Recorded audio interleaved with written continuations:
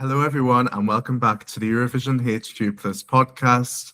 And today we are joined by Stefan Galea from Malta. Hello, how are you? Hi, thank you for having me. I'm really good. Very sunny, as you can see, here in Malta, but all is good. And It's a yourself? pleasure to have you. I'm great, thank you. So I want to start right from the beginning and ask you, have you grown up with music? Has it been always been a part of your life, or is it a new thing you've stumbled across? No, I have to say, going back to the start and my earlier roots, obviously, as music was always a part of my life. I didn't always used to do it professionally, of course, but I remember being in performing arts schools ever since I was a little kid. So I would say the discipline and the love for music was always there. I initially had started out at a drama school which used to focus on three disciplines, which were music, singing, dancing, and acting. But then, obviously, as the years had gone by, I realized that I had a stronger affinity, with music and singing and performing. And that is when I continued developing it. I was already, at a young age in my early teens, I was already exposed in my country. I remember being in the Junior Eurovision national selections. I was already performing on television. I was already releasing music. The little kiddie releases, I would say, back when I was a kid. But obviously, these past few years, ever since X Factor Malta, and obviously now these last few years, our Eurovision national final, which is quite a big deal in this country, that is when things started to happen for me a bit more. Yeah, I wanted to ask you actually, I was doing a bit of research and I saw that you had participated in the X Factor Malta. I wondered if you could tell me a little bit more about that experience. Wow, where do I begin? That I think I would say was one of the most intense experiences ever. Because for me, it was a bit of a particular journey. So I remember I did my first national final before going to X Factor. First national final to Eurovision back in 2016. That was the year, if I'm not mistaken, it was EurovisionHQ that represented our country. And obviously, at the time, I was doing a run-of-the-mill song. It wasn't a song that I would say represented me per se. I was still discovering what it's like to be an artist, finding myself, finding my sound, which back then in 2016, I had no idea. You know, at the time, I was given a song, and I usually would collaborate on my songs or write my own songs, and I did it. Little did I know that this song would take me all the way to the live shows and the finals. Yeah. So it gave me a bit of exposure already in the local scene. Then X Factor came along. So obviously, having had already kind of validated myself in the live performances at MESC, since I told you it's a big deal earlier, I was Yeah. absolutely terrified going into that first audition. For judges, obviously four well-known judges, EurovisionHQ being one of them, and obviously I walked into the audition, and of course she did recognize me. So I was thinking to myself, oh my God, these people can literally make or break, So it was very important for me to get a yes from all those four judges. Then I remember boot camp came. I remember being terrified in every single stage because back then, when you're starting out, I was a bit more of a control freak and I wanted to control sort of the narrative around me, but I also knew it was a TV show and, things happen behind the scenes. So I remember every phase, I was absolutely terrified. And then I remember I got eliminated at boot camp, brought back in the show for more drama. Oh, we don't want to send you home. We're going to put you in a group. I was kind of living my little mix moment back then. And I was like, okay, I had a feeling what was coming because obviously looking back at it now, I think it was the right decision because I wasn't ready to be a solo artist, the solo artist that I am today. And I was with this group and we went all the way to the 6 year challenge until nipped in the bud, we lost our seat.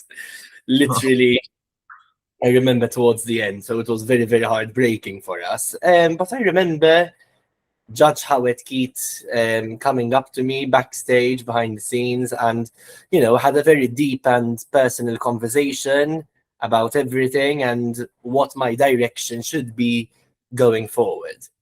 And Yeah.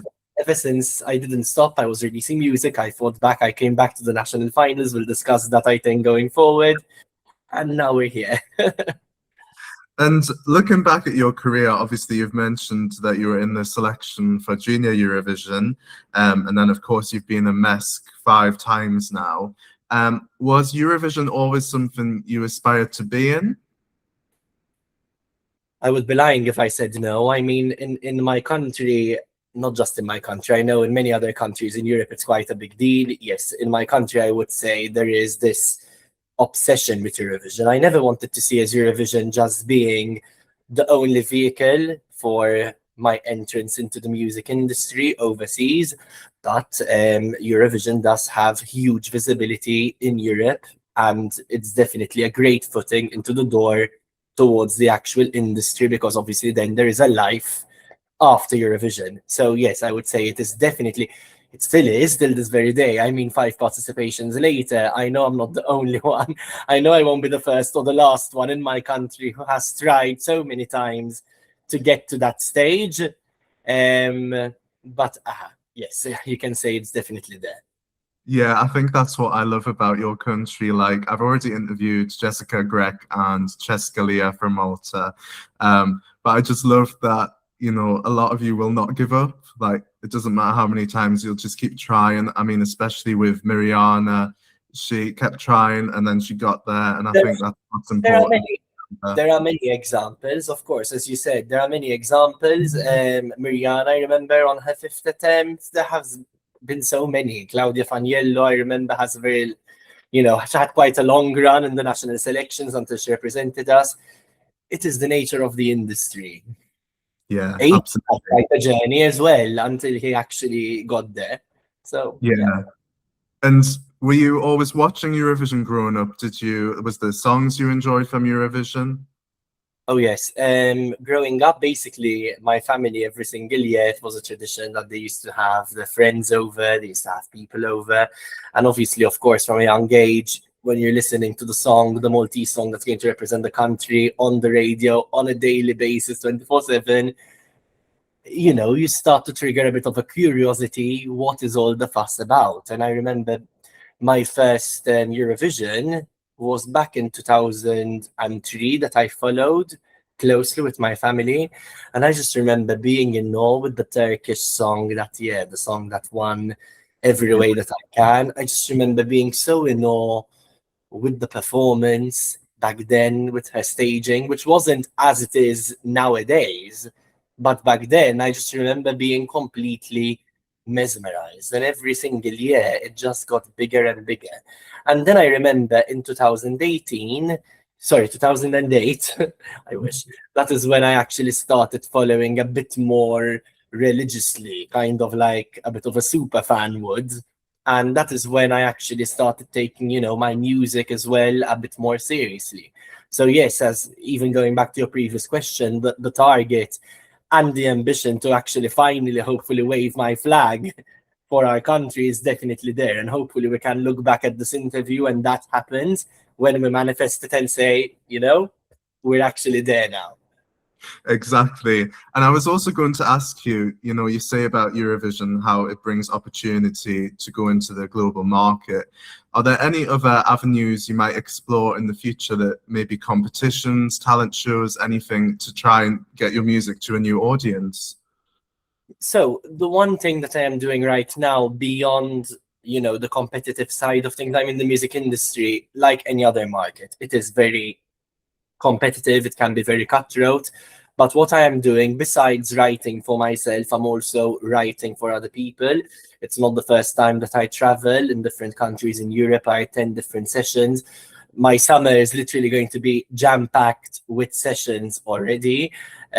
Before you ask me if it's going to be for the next election, I think I would say, I'll give you a bit of an exclusive.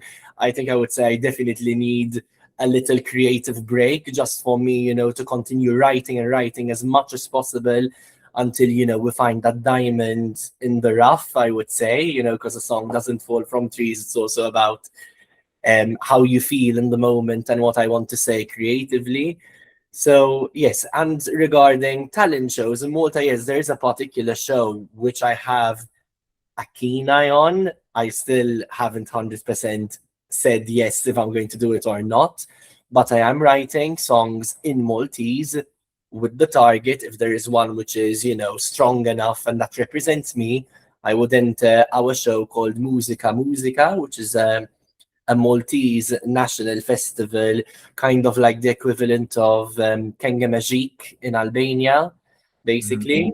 And it is a very, very popular show, I would say, on the same level as our national final to Eurovision. So I think that would be interesting for me. One, because ironically enough, I've never sung in my own language, my own mother tongue in Maltese. Oh, really? There's been a few words here and there, with Lab Lab, really and truly, but that was only a few sentences. But I'm saying a song fully in Maltese, a current song that actually represents me. So I've never done that before, and it would be interesting to unlock that new market, that new side of me with a new audience in Malta. Because there is, I would say, there's a lot of hunger and enthusiasm for songs to be fully in Maltese. I mean, we are seeing it in our national final, although in our national final, it's interesting. I like it because we tend to mix English with Maltese. I like that bilingual side of things. But yes, there is that enthusiasm. So let's see where it goes. Yeah, that's really exciting. So we'll look forward to hopefully seeing you there if you say yes. And let's go back in time again a little bit, and let's have a little look at your MESC participations.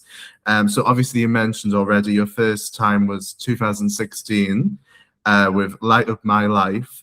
Looking back on that now, you've mentioned, the song wasn't exactly what you would have chosen yourself to go with. Do you think that experience still gave you the confidence to keep coming back to MESC in the future? Absolutely. Look, even though the song or the artistic idea back then does not represent who I am today, I am still grateful for that first stint, because I was 19 years old on the country's largest stage with some of the biggest names in our music scene. So of course it gave me that confidence, of course it gave me that boost, and it prepared me for what I was about to expect in the future.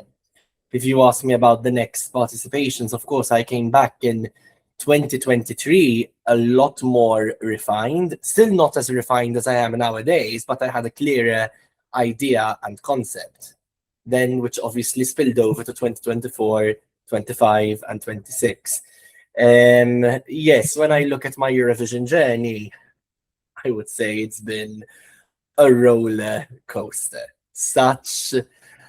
There were moments where I was, really upwards, and then there were moments which were like, so I remember 2016, I made it to the semis. I did not qualify to the final that year for the show happening the next day.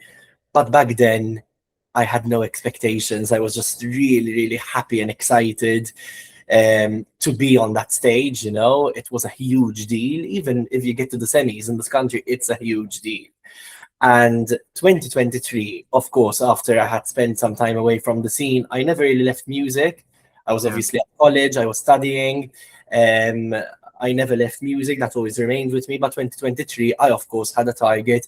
Okay, let's get to that damn final. Let's go. And we did it with Heartbreaker. Went to the final. 2024, I'm not sure if I count that edition, because that edition was a very controversial edition, because our national final was not what the Maltese public know. The Maltese public, wanted the grand national final that we are so used to, and that year it happened in a television studio. Again, only made it to the semi, did not qualify.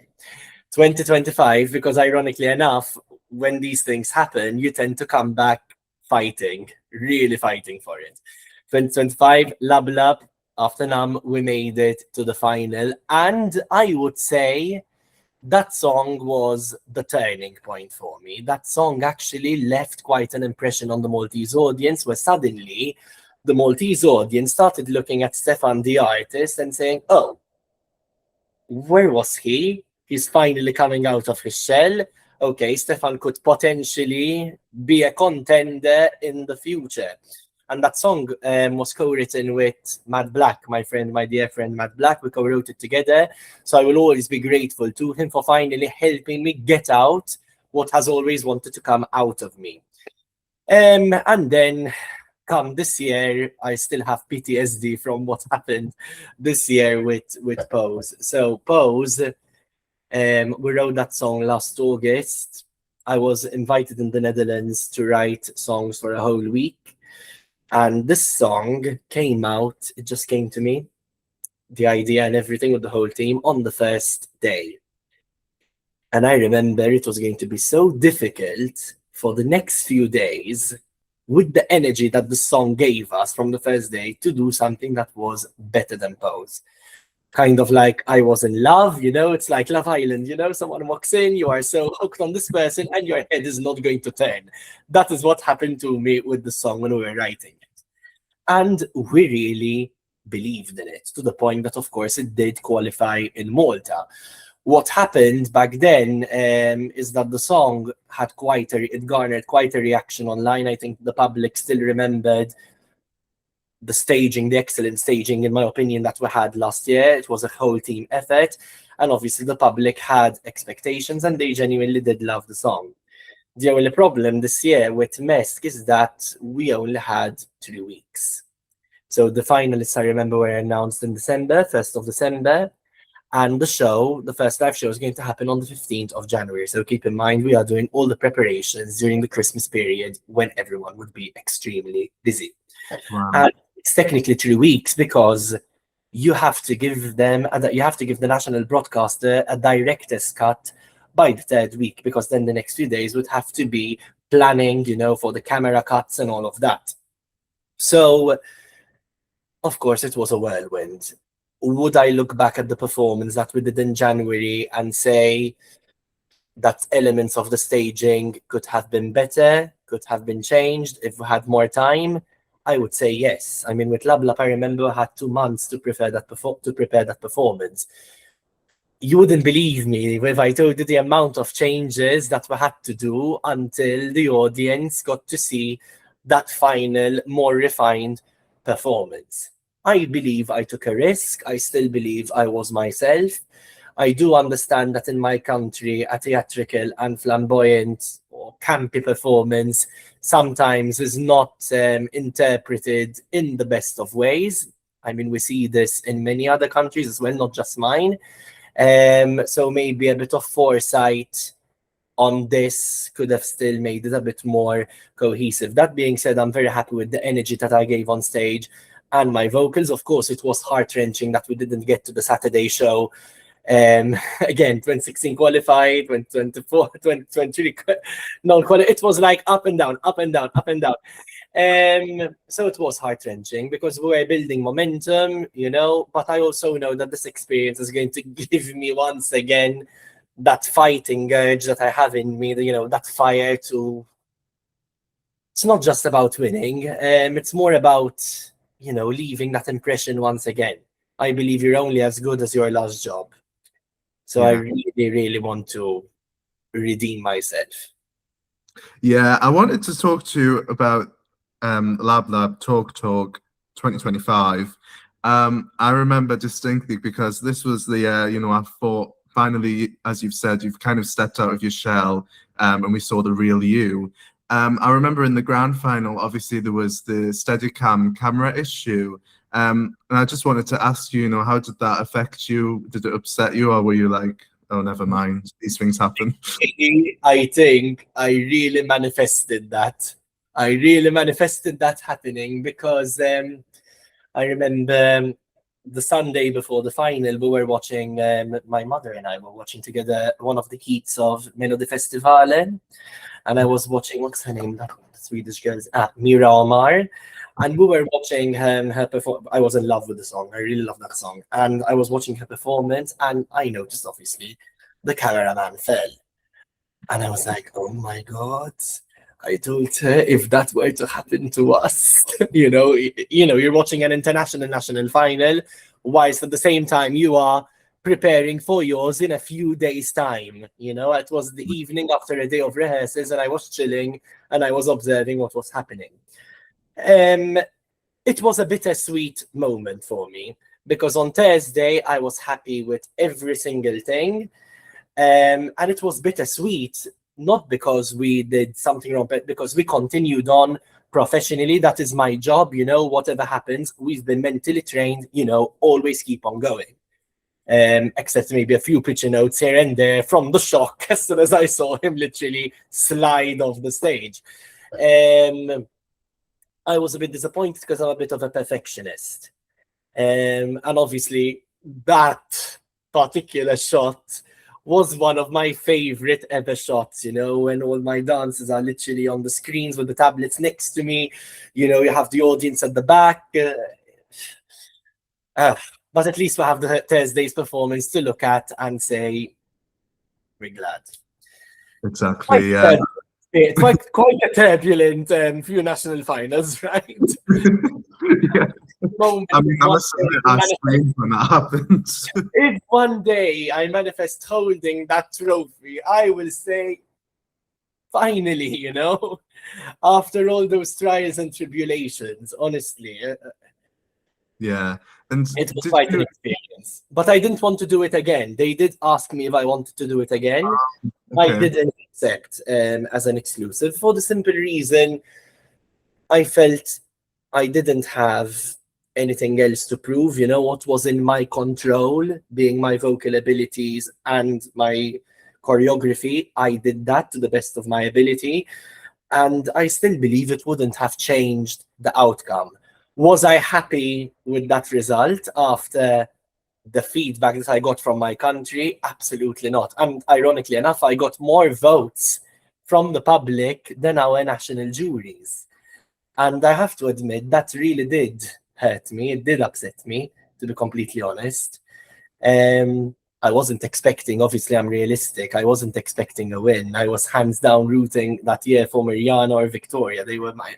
And it was a very, very strong addition, I remember, because even for me to qualify to the final, I was on edge, as you probably could see, because it was such a competitive year. I don't remember a year in MESC that was as competitive, not even this year. This year was good, but last year was on such another level. It was crazy. Yeah.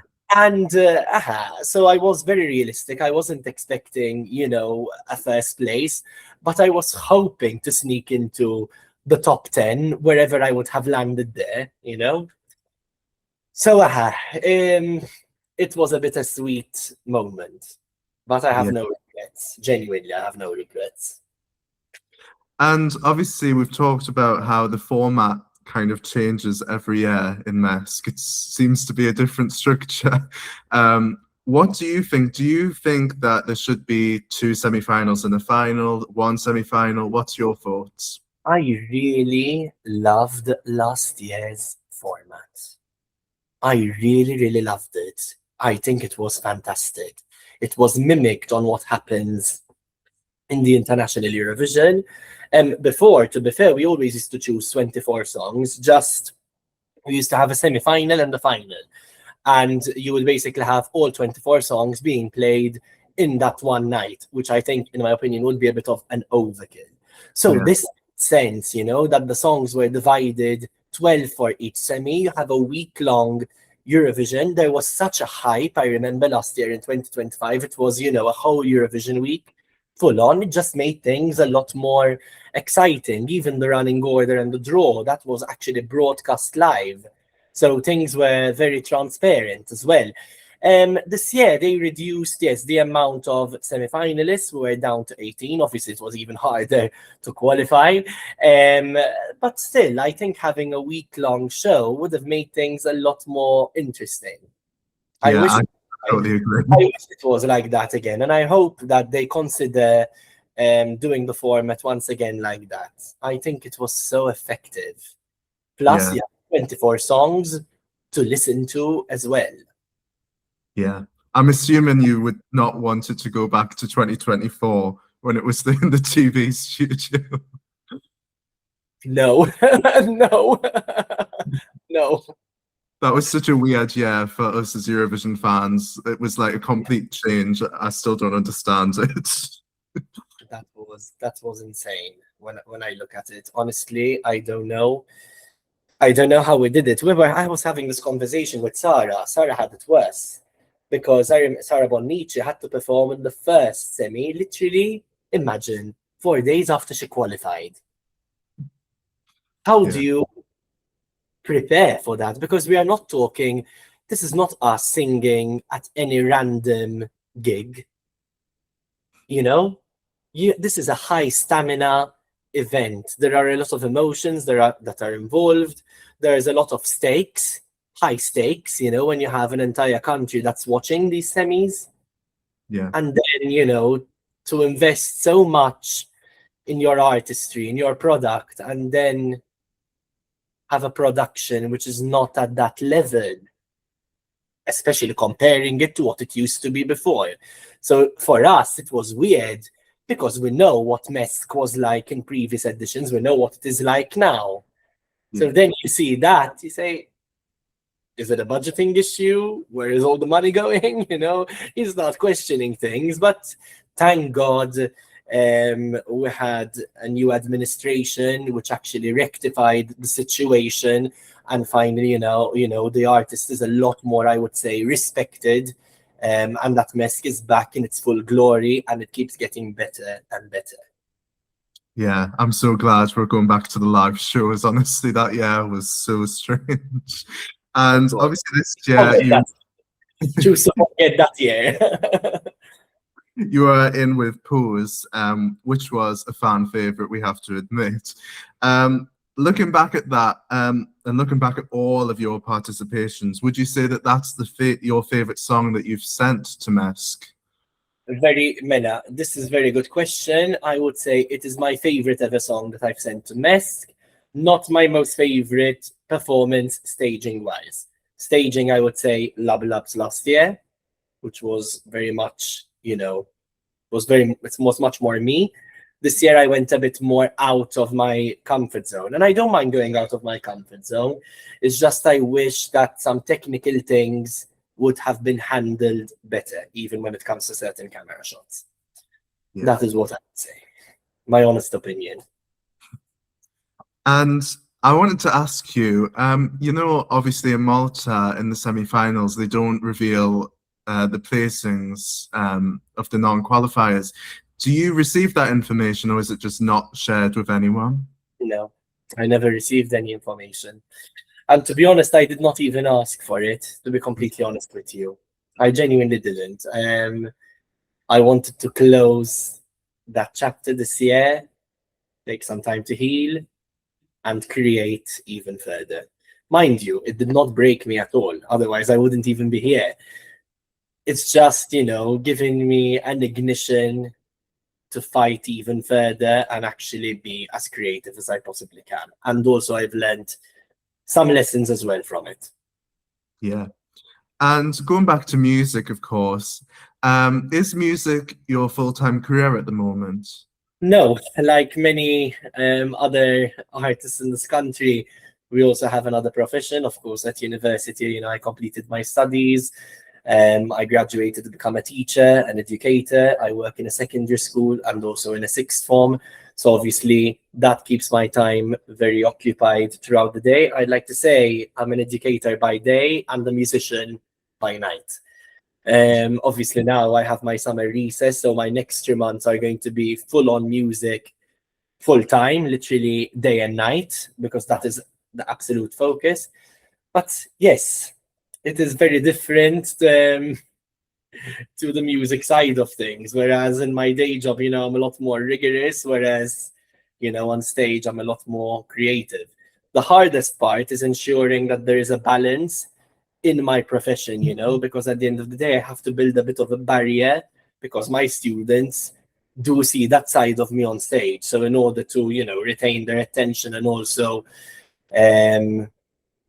to have some sort of classroom control, I need to have that barrier. Stefan who's on stage is the one on stage. Stefan who's in the classroom is a different person. Yeah. Yeah. And your Spotify, everything, do you have new music coming up, or are you taking a break at the moment? What can we expect for the next few months? There's definitely going to be new music coming up. It just won't be the summer, because the summer is literally focused on all the creative process of it. But there will be new music coming up. For sure. Great. We're going to be having, I think with the amount of sessions that we're going to be attending, I think I would have at least a good 18 songs. Wow. I mean, of course, not everything will make the cut, as you know, but, you know, there will be quite a selection, and hopefully there will be a little diamond in the rough in that selection. Let's hope. And I'm hoping your answer to this is no, but I'm assuming you're not ruling out coming back to MESC in the future. No, of course not. I will not rule it out. It is a question of when. I don't know when. I feel all the stars have to align. First, we need to start with the song. I feel the song is what actually dictates that decision, to be completely honest. The stars have to align.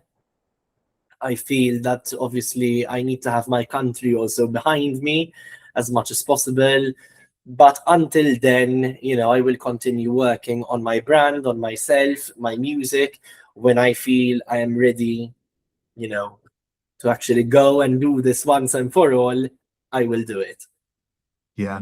Well, we will stay tuned and hopefully we will see you again. Did you watch Eurovision this year?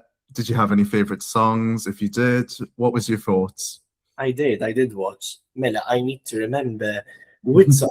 Of course, believe it or not, yes, the song that I was streaming the most was Bangaranga by the Really? Yes, that is very much right up my lane. And I thought to myself, this is going to be one of those songs that does not win the contest, but everyone will keep on loving after. Because I really had this feeling that Finland was going to win, which was also one of my favorites. But I had that feeling because traditionally, those type of songs, I mean, historically speaking, usually win. Yeah. Those type of songs, and even they had a certain momentum around them where it was looking very likely that they were going to be the winners. Yeah. So this was kind of a pleasant surprise to me, you know, that the Bulgarian track actually won. And I did not mind the result at all. I did not mind that win at all. I really like that song. Me too. I'm so glad it won. Do you have in Malta? Do you have any favorite Maltese Eurovision songs? Definitely Mariana Serving last year. There is Destinies, Jimmy Cast, Walk on Water. But obviously, if I had to mention one, which would be the favorite of them all, it is definitely Desire by Claudette in the year 2000. That song is still popular in Malta till this day. It's played on the radio. It's still played in every single wedding, parties. Crazy. It is a popular tune. It's almost as if it's like a national anthem here. Oh, that's amazing. I love that Malta just embraces Eurovision. And of course, we're really excited for Malta to be hosting Junior Eurovision as well this year. I'm assuming that is the biggest arena in Malta where they host MESC. It is. So do you know how many people fit in that arena? Is it a large arena? Because on TV it looks massive. Yes, so it would fit around 7,000 to 8,000 people because they can actually expand it. Oh, that's great. Yeah. I think you're going to put on an amazing show. Let's say between 5,000 to 7,000 people, to be exact. Yeah. That's great. Well, we will stay tuned for new music and, of course, always look out for you in MESC. I hope we'll be seeing you very, very soon. But it's been an absolute pleasure speaking to you. So thank you so much for your time, Stefan. And if you have a message for your fans, feel free to say it now. Thank you so much for having me. Honestly, I always say there is something special about the Eurovision community. I always feel, especially in the international Eurovision community, so welcomed. Everyone is so curious to see what we're coming up with. And I'm just genuinely thankful to everyone for all the streams, for keeping on listening to my music, for encouraging me to return back to MESC. I genuinely appreciate. I see every single comment. I read everything to the T. And it's just very endearing to me. Thank you. I don't take it for granted, genuinely. That's lovely. Thank you so much for your time, and we wish you all the best for the future. Thanks so much, Evan.